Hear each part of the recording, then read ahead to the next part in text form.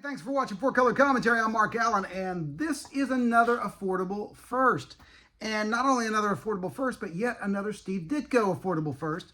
And one of the amazing things about Ditko, who we lost a few years ago, of course, was that it seems that for his entire life, from the time he started working in comics, he was never resting. He was always doing something. But this is a publication from 1973, December of 1973, publication date. And this is EC's. This is Charlton Comics E-Man, Volume 1, Number 2. And in the back of this story, the backup story, the backup story in the back, we have a character called Killjoy.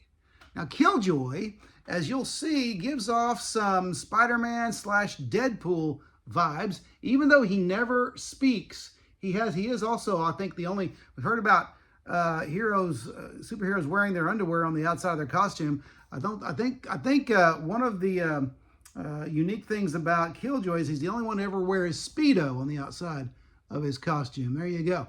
But he has that great smile, mask, and just not saying anything makes him, potentially, kind of scary to criminals, while at the same time frustrating. And within this story, this first appearance of Killjoy, you also have a plethora of villains. And in this story, Ditko shows off his creative vibes. He shows off his creative ability in fashioning a hero and villains. And like I say, just a couple of handfuls of villains in this first story. I'd like to follow this character and see where else he appeared, and as I like to do with Steve Ditko characters. But just a fun story for as long as it lasted. And anybody who knows Steve Ditko or knows about Steve Ditko knew that he had some very particular kinds or particular viewpoints on crime and and punishment, and what was good and what was bad, what was righteous and what was evil.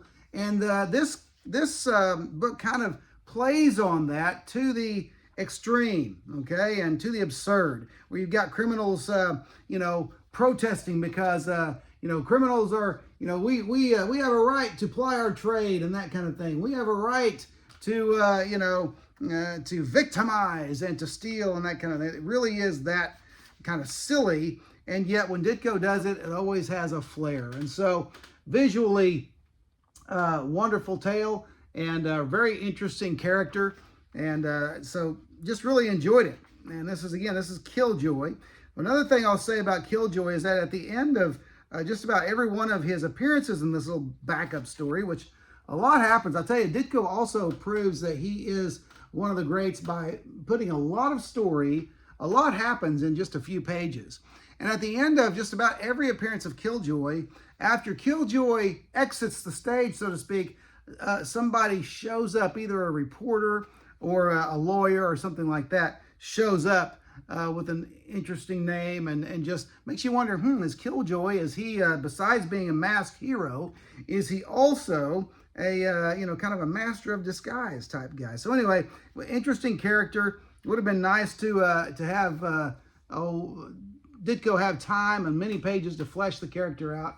But it's a first appearance, and it's a first appearance by Steve Ditko, and it is affordable. You're not going to break the bank with E-Man number 2, even though it's a early Bronze Age or early on in the character's history and inception. So anyway, it's E-Man number 2 from 1973, first appearance of Killjoy, a Steve Ditko character. So I suggest you go out there and get it. It's fun to hunt, and always choose hunting in the wild before you turn to eBay, but you can certainly find it there as well. But that's it. Hey, listen, if you haven't subscribed, consider doing so, but don't forget to like, comment, and subscribe, especially comment, because I like to hear those. I like to read those comments and maybe get some discussion started. But anyway, other than that, thanks for watching 4Color Commentary, and we'll see you next video.